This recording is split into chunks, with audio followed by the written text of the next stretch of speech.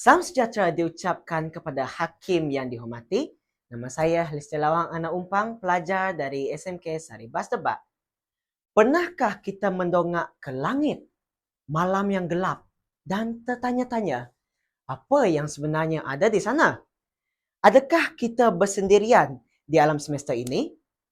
Hari ini saya akan membentangkan sebuah buku yang penuh keajaiban dan misteri, berjudul Misteri dan Keindahan Alam Semesta, Titik Bertindih Dunia Astronomi, karya Munirah Alias dan Falisyah Ismail. Buku setebal 29 muka surat ini membawa kita menjelajah ke ruang angkasa yang luas dan menakjubkan. Ia memperkenalkan dunia astronomi iaitu kajian tentang bintang, planet, galaksi dan segala yang wujud di luar atmosfera bumi. Penulis menerangkan bagaimana sistem suria terbentuk dengan matahari sebagai pusat serta planet-planet seperti bumi, Marikh dan Zuhal yang mengelilinginya. Setiap planet mempunyai keunikan tersendiri yang menjadikan alam semesta begitu luar biasa.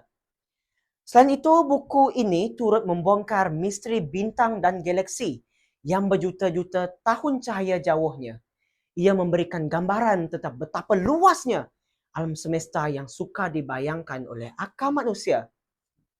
Apa yang begitu menarik, buku ini juga menjelaskan bagaimana teknologi seperti teleskop membantu manusia meneroka angkasa lepas dan memahami lebih banyak rahsia alam semesta. Lebih daripada itu, buku ini menimbulkan rasa kagum dan kesedaran bahawa kita hanyalah sebahagian kecil daripada ciptaan yang sangat besar dan menakjubkan. Ia mengajak kita untuk berfikir, mengkaji dan menghargai keindahan alam semesta. Kesimpulannya, misteri dan keindahan alam semesta, titik bertindih dunia astronomi, bukan sekadar sebuah buku ilmu, tapi sebuah pintu kepada dunia yang penuh keajaiban. Ia membuka minda kita tentang keluasan ciptaan Tuhan dan menggalakkan kita untuk terus meneroka ilmu sains. Jadi, marilah kita bukan saja melihat langit, tetapi memahami rahsia di sebaliknya. Sekian, terima kasih.